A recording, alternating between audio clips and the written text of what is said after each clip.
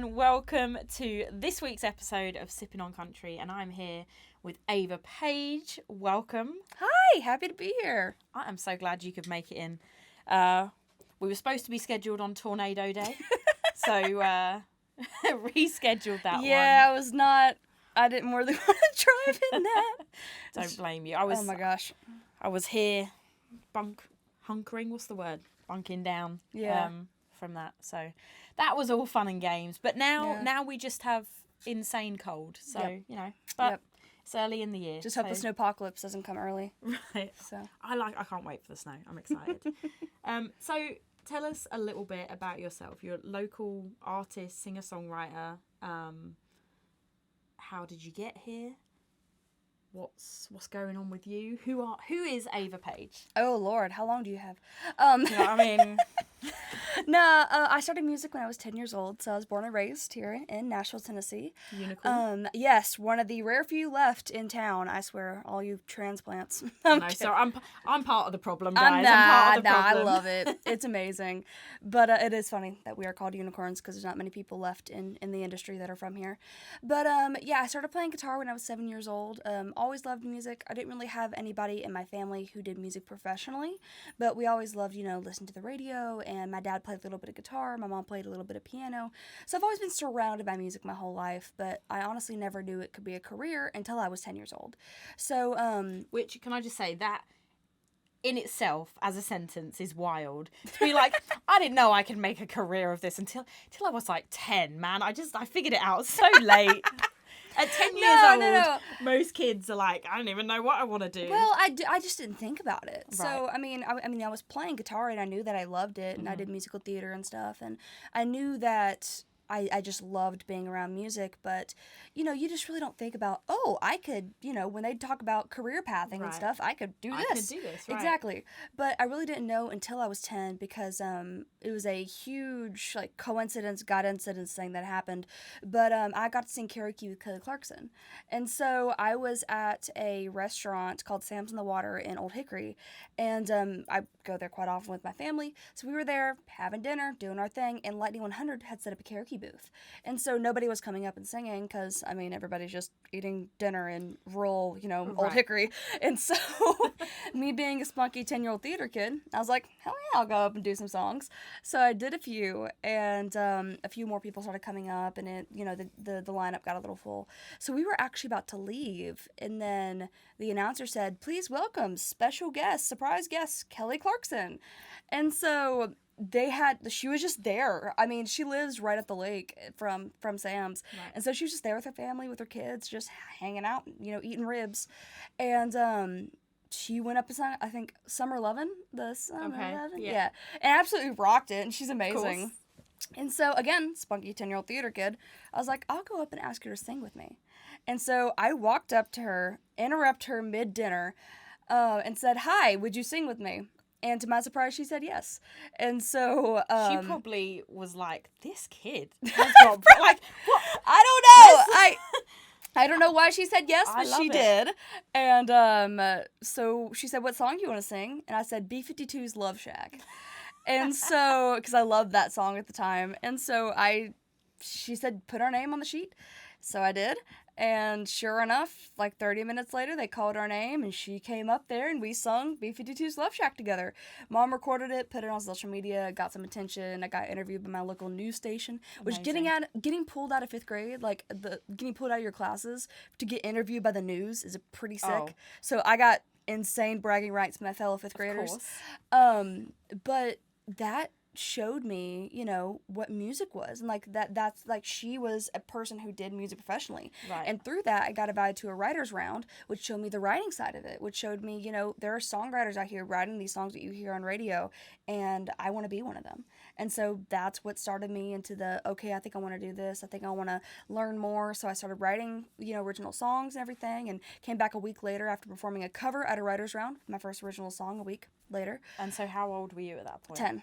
Yeah. It's wild. Let's go. I wrote my first song at 10. I was writing before that, but writing in big flying air quotes. It was just God made the trees and the flowers and the clouds. And hey, a song is a song, A song is a song, I suppose. But yeah, my first real song I wrote when I was 10, and I performed it at a writer's round. And I started co-writing. I started, learning as much as I could. I joined organizations like NSAI and Songtown, and, just tried to learn as much as I could. And just for anyone who maybe isn't aware, so NSAI is the Nashville National Songwriters Songwriters Association International. Yes. I was a member a long time. I just never renewed that membership. But they offer a lot of support for songwriters, not just in town, but anyone who wants to all join. around the world. You can get feedback on songs. They hold workshops and like song pitches and stuff like that. You can go right there. They have writers' rooms. So they're a really great. If you're new into town, go contact them. Yeah. Or even if you're not in town, even if you want to learn what the songwriting thing is about, definitely contact NSAI. They are an amazing resource to have. So honestly, when I was a part of them, I was still living in the UK, and I was just travelling out here. So they post all the workshops and everything they do with people in the industry. They post everything online. So yes. I was able to take all of that in from the UK, not even being here. And then when I did come into town, I was able to then make the most of it. So yeah, definitely Absolutely. As a songwriter, fantastic resource. Definitely. Yeah, they're amazing. But I joined them and still do some work with them, but just learned as much as I could. And so got my first standing gig on Broadway at 12. Nashville's Broadway, not New York. No. The best Broadway, guys. Nah, the bars downtown Nashville. But got my first standing gig at 12. I started performing, twice a week there. By the end of 2018, beginning of 2019, I was doing around 150 plus shows a year and trying to expand and learn as much as I could about the music industry.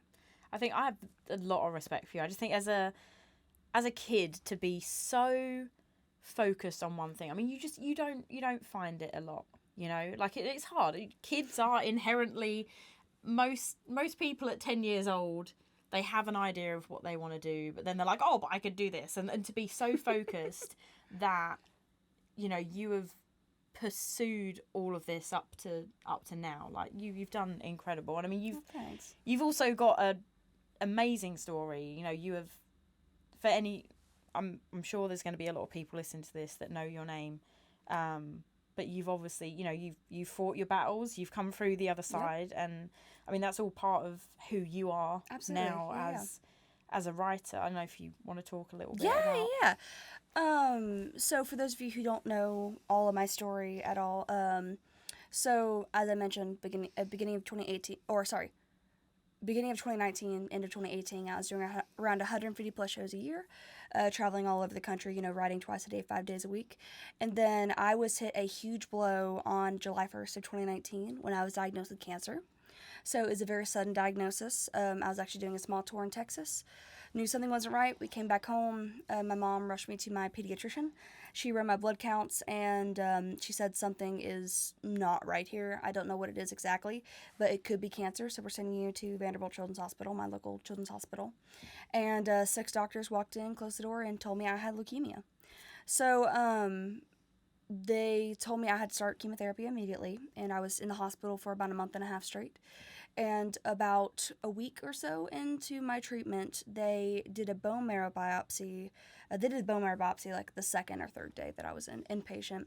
They had to wait till my counts got up a little bit first. But when they took a bone marrow sample, they could barely find any bone marrow because it was all filled with leukemia cells, because leukemia is just inherently aggressive. But they were surprised that it spread that quickly, and then they ran my cell sample, and it ended up coming back that had a rare mutation of leukemia called hepatidiploid. So it makes it a lot harder to cure, a lot easier to come back, and they told my parents that I probably would never get into remission. Wow. And so we had to, just sit down with my doctors and be like, okay, what do we know? We know 3 things. We know that we can put faith and we can put trust in my doctors. I could put trust and faith in my family, and I could put trust and faith in my God. And I know those 3 things will be the things that pull me through. They're your constants. Exactly. Yes. Let the world go crazy. Those 3 things will always have my back. And so we said, okay, how do we fight this? What's our plan? And so they gave me my whole treatment plan laid out. And again, I started intense chemotherapy. Me being me, of course, I can't be normal, I guess. I had to have so many side effects. My parents always said I was special, but I really hoped it wouldn't. I mean, it wouldn't transfer over, but it sure daggum did. But you might as well milk it while you can. I guess, shoot, man. If you're gonna do it properly. No, Let's just go all in. No, my docs would joke around and say it takes like 3 hours to open up your file because I've had so many, like, all of the rare side effects, like, these have a point whatever chance of happening. I got, and so I'm like a walking case study of just medications. But I had a lot of complications with my medications and all that. When you're fighting cancer, you're not just fighting cancer. You're fighting all the side effects of chemotherapy. Right. You're fighting this foreign thing in your body. You're basically just killing everything in your body, hoping that it gets the cancer. Right. It's honestly wild. But the biggest roadblock that I probably had during my treatment was I had a fungus actually enter my nose and eat half my nose. Oh, wow. So my mom was the one who caught it, and if she didn't catch it, it would have killed me in like 2 weeks. So yeah, it was, thank God that she caught it. But I just didn't have an immune system, so I breathed it in. Everything there's nothing to fight anything off. Exactly, yeah. So I just breathed it in, and my mom looked at my nose when it was like dry and I was messing with it, and it was all black and necrotic, and she's like, okay, yeah, that's not right. So, the nurse called in the fellow called in the resident. Soon enough, I had a cavalry of people in my room, and then I was in emergency surgery about 7 hours later. Wow. And I had to have 5 surgeries to get my septum removed, and so I don't have a separation between my left and right nostril anymore. Okay. But they put me on a trial medication, and about a month and a half later, I was in remission, and I was fungus free. So it was wild. Both of the things they said would never happen. Right? Yeah. And so with leukemia, it's a little bit different. When you get into remission, you're just in the semi-clear. You don't officially get into remission until 5 years pass. So the cancer wasn't detectable by test, but since they can't scan your whole entire body, that means leukemia could still be hiding, so you have to do 2.5 or more years of preventative treatment. Okay. So, like, that means the hardest part is over, just the step down from... Yeah. Oh, man. Yeah, but it was a miracle that my docs decided to take a chance on me and try a trial medicine, and it worked. So I also and I know that there's a huge amount of science, right? Just thinking positive does not fix things, but you are an incredibly positive person, and I actually think I first met you in the hospital. Yeah. With Bill and Patty. Yeah, it probably was. Oh my gosh. You and your mum. And I've always strongly believed that just having a positive outlook can really change how your body works. Absolutely. It's like even just having like a bad cold. Like you can sit around and be like, oh, my nose is stuffy, or like, and you inherently feel worse when you dwell on it. But if you kind of just go, all right, I've got a stuffy nose, but let's just get on with it, you feel better. Yeah. I realise that's not a great comparison to cancer, no, but it is. I think it is. A positive mindset it doesn't heal wounds, but it makes them heal faster. Yeah. So it's like, I know... I was very, very, very lucky to have an incredible support team around me. They're the ones who, when I was feeling like crap, Mom could call in a friend and they, start playing songs and I start feeling better. But I truly believe a positive mindset will change your life. And if you're in a situation like I was with cancer and, you have a grim prognosis, it's like the only thing you can do is stay positive. And it's like if I just would have laid there and been like, okay, well, Lord take me, then I probably would have, but it's I knew deep down that I could win and I got this. And so I know I truly believe because of that support system around me and because of that mindset, that's the reason why I'm still standing and sitting here. Genuinely, I think it can do wonders. Yeah. And did you really find that, did you dig into music a lot during that time as well? Because I know, Definitely. Emotionally, mentally, I'm sure you were drained from a lot of just the treatment, right? It's tough. But I probably didn't write for a good year and a half. because chemo fog and chemo brain is a very real thing, and a lot of times I just felt gross, and so I didn't really want to co-write. And then I wrote a couple songs by myself, but nothing like that I'd ever play out. But yeah, but musically wise, I just dove into it with friends, and I got a new perspective for music and a new relationship with music after it, because I noticed that music is such a special medium, and the fact that it can connect with you and connect with a million people, or connect to one person more than any other thing can, right? You can listen to a song in Latin, or, or a song in name a language that you don't understand, but you still feel the emotion behind the lyric. You still feel the emotion in the singer's voice. And that's so special. You say that, and actually, especially just recently, I love Celine Dion. She is not a guilty pleasure. She is pure pleasure. No guilt involved. But some of my favourite Celine Dion songs are her French songs. And I mean, I understand a few words in French. Generally, when it's being sung, like, it's very hard for me to pick it out. Yeah. But it doesn't matter. I can still listen to a 3.5-minute song in French, not really have a very loose idea of what's going on. And you're right. There's something about it. Music is amazing, and it transcends so many other things. Nothing matters. You could have two people in a room that disagree on absolutely everything, and you play one common song, the one thing they don't disagree on, and all of a sudden for that 3 minutes, like, they're and it's amazing. It's the mass connector, right? It's just, it has a way of affecting people and connecting people that nothing else does. And I know throughout my journey, it truly helped me heal, and it kept me positive. And in my incredible musical family as well. I mean, my buddies would just come in and bring guitars, and at one point there'd be 15 to 20 musicians in my hospital room at one time. And I have a GS Mini Taylor that I absolutely love. It's a smaller 6-string guitar, and every person who walked into my hospital room had to sign it. And so I think you did. I think I did. Yeah. Sorry about that, but no, gosh, no. But I'll be on there somewhere. Yeah, it's on there, and I still have it hanging up in my room. And I swear, it's the most prized possession that I own, because it shows that support system. And it's whenever I'm going through anything, I know that those people have my back, and it's like Nashville has my back, and it's has this way of healing. And I mean, it's crazy.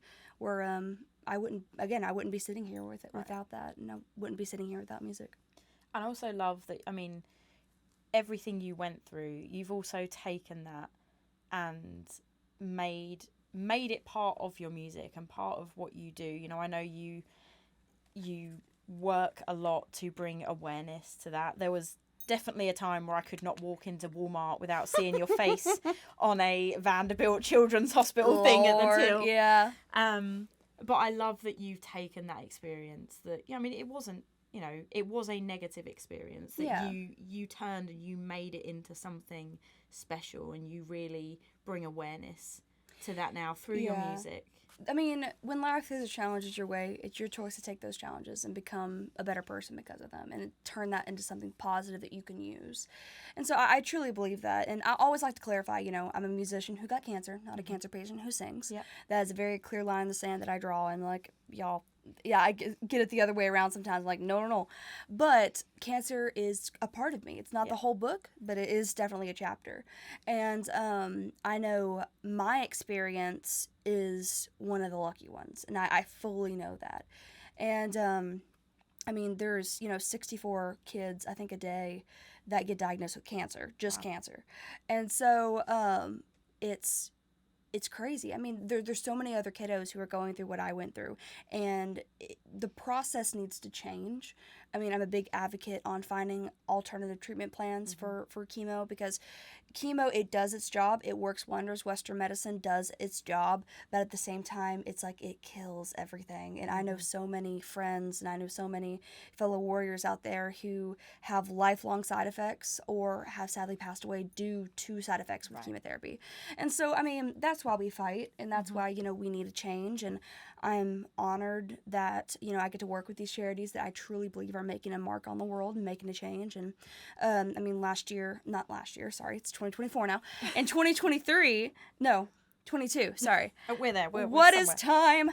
time? In 2022, I helped raise over $10 million for cancer research Wow. and cancer hospitals. And so I've even started my own nonprofit charity called Pickn and Kickn Cancer with Ava Paige. And I'm hoping to do a gift basket centered towards teens, because teens kind of get overlooked sometimes in the hospital stays. Nice. And like, there's only so much a kid can do with slime. And I'm going to make sure that I link to all of this. Yes, so in please, the description, we're going to have all these links so people can go check it out and support and see, you know, all the work that you're doing on that side of things. Yeah, I'm just honored to. I mean, I've gotten to do so many amazing charities, talking to CEOs of major corporations and showing them, hey, you know, this is what I went through and this is what you're helping change. So keep on supporting. I mean, the two major charities that I work with are Rally Foundation for Cancer Research and CMN, Children's Miracle Network Hospitals. And they do incredible work. I mean, both of them, you know, are just, the people in that organization are so passionate about what they do, what they love, and you know, at the center of all of it, it is bettering cancer treatment and helping kids. And it's just like, I've done these events for these organizations, and I went to one time, and it was Speedway sponsored it, and there's 50 kids, one from each state, from their local children's hospital. And all of these kids were undergoing or have undergone treatment, but they just walk up to you and go, "Hey, what you got?" And I go, "I got leukemia. What you got?" Because I got a brain tumor. I'm good though. Mama says I'm good to play. And he go, "Run off." And then they don't know, and their tenacity and their just blissfully ignorant life, it's beautiful. And it's like we need that mindset sometimes of just to know. Kids need to be kids even when we need to not forget how to be kids. Like we can't forget how to be kids sometimes, because that just like, oh, this thing happened to me. Okay, when can I play? Like, it's just that I don't care that I'm battling cancer. I want to go play with Jimmy down the road. Like, it's that of, oh, I'll take this medication if it'll mean I'll get to do what I like. It's that mindset that gets them through, and they're amazing, and they're amazing kids. And it truly shifted my mindset of we need to be more like a kid a lot of times. So, but they are why we fight. They're why we want alternative medicine plans and all that sort of stuff. I love that. And yeah, I'm going to make sure I link, because I think it's really important that people check that out.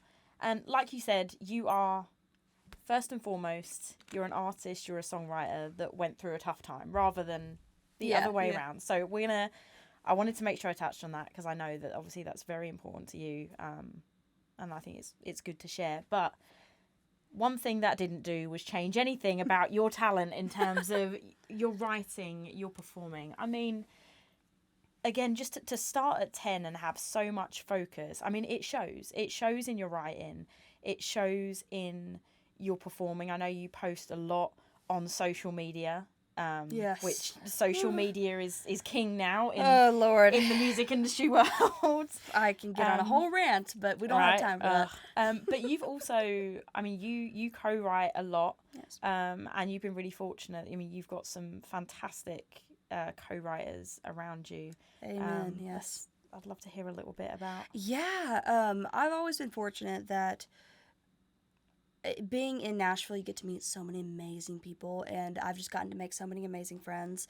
And I mean, I have my people that I love to write with, like my just core group. Like, I love Becca Ray. She's absolutely phenomenal. I've wrote a bunch of songs with her. John Mullins is a great buddy of mine. Go check him out. He's an amazing pop artist. He's absolutely amazing. I want to put all these names are going in the description. He actually released a song that we wrote together called Heartless recently, and he's released some stuff that we've written together. But he's one of the best voices you'll ever hear, period. And I don't say that lightly, but he is just an absolutely amazing person, and just amazing writer, an amazing singer.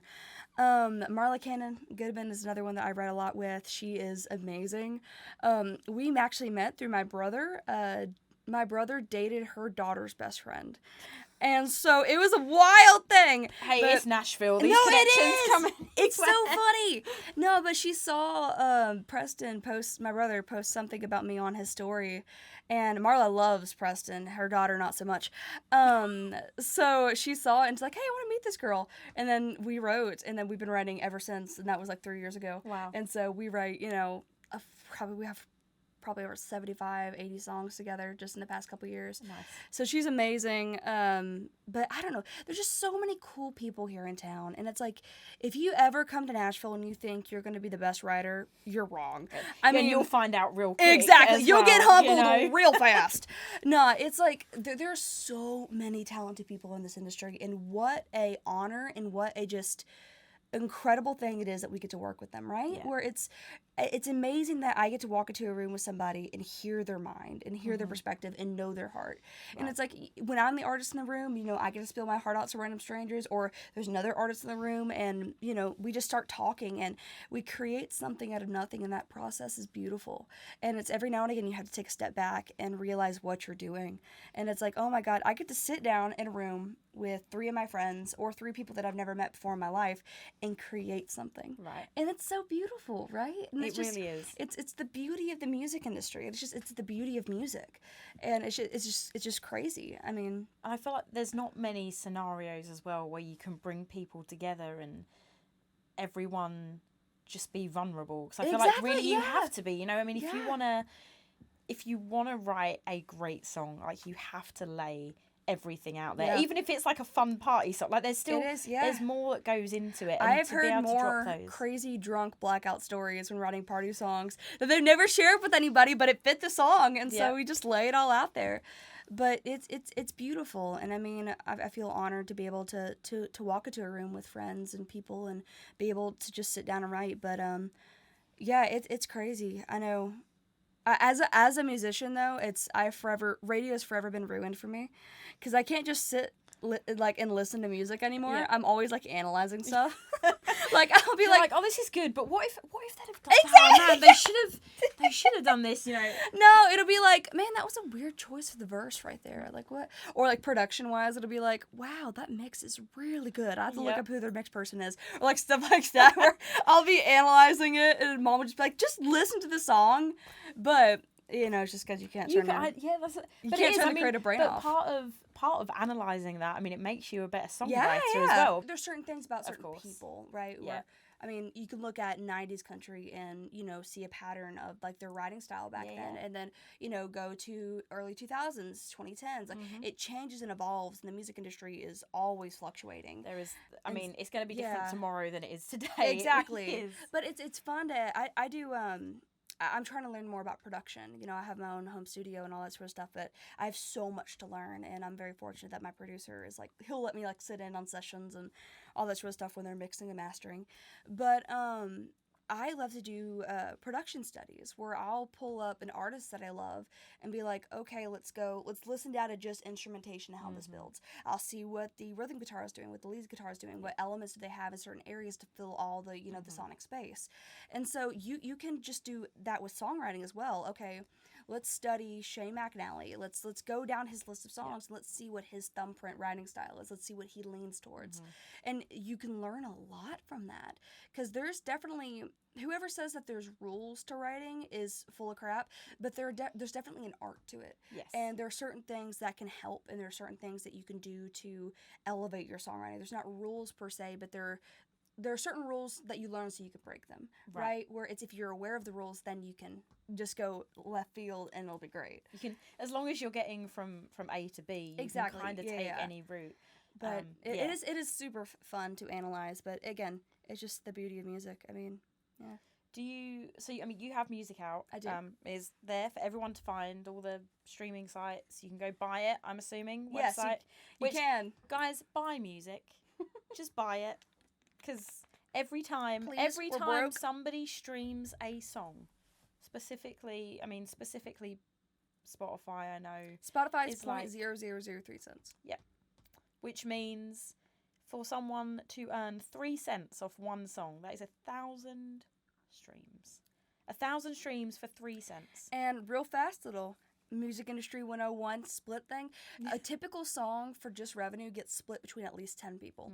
So for every stream, like, let's say a song makes $100 off streams, which is like, how many streams is that? Is that like 500,000? or something like Yeah. that. I think that's what it is. Yeah. Like, I haven't looked at the conversion thing in a while. It's about that, yeah. Yeah. And so that $100 gets split by 10 people almost immediately. Half of that immediately goes to the artist and producer, depending on what their deal was. Half of that goes back to the songwriters. And then that songwriter split again.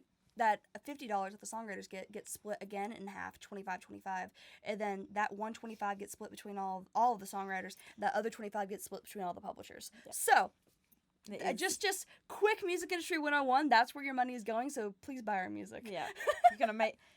And I mean, it's crazy when you think, and it's hard because if you don't have your music on streaming sites, that's the quickest and easiest way to reach people. And the reality is that if most people could not afford to go out and physically buy a copy of everything they want to listen to. I mean, we consume so much music that you'd be out like 200-300. Well, I don't know. I'd be out a lot of money.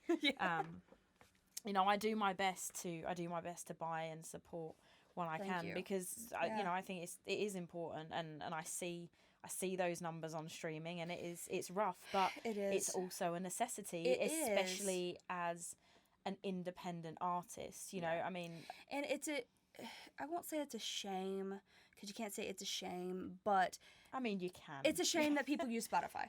I'll just say that.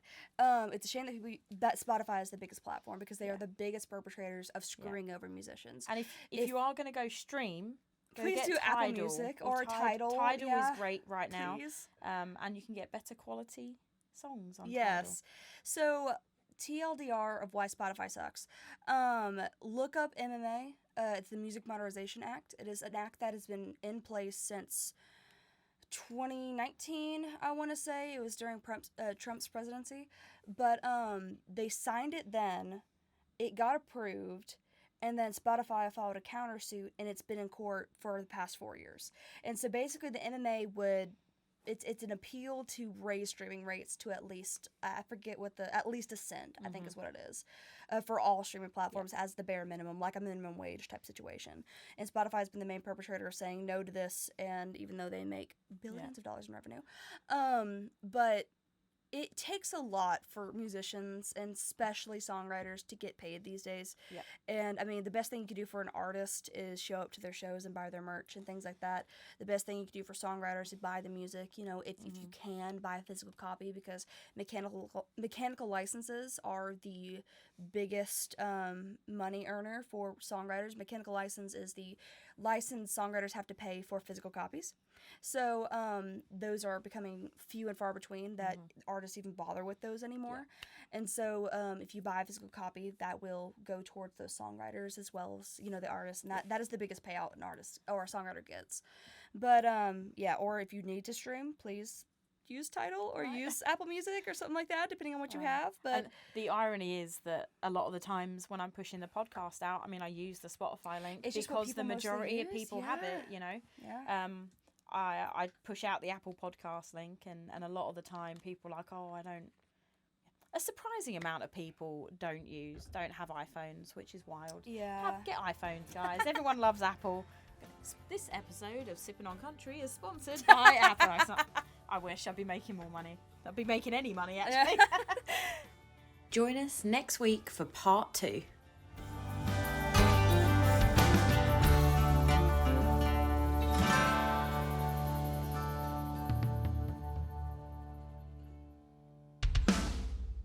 Recorded at 2300 Studios in Nashville, Tennessee. Original theme music by Gary Wood.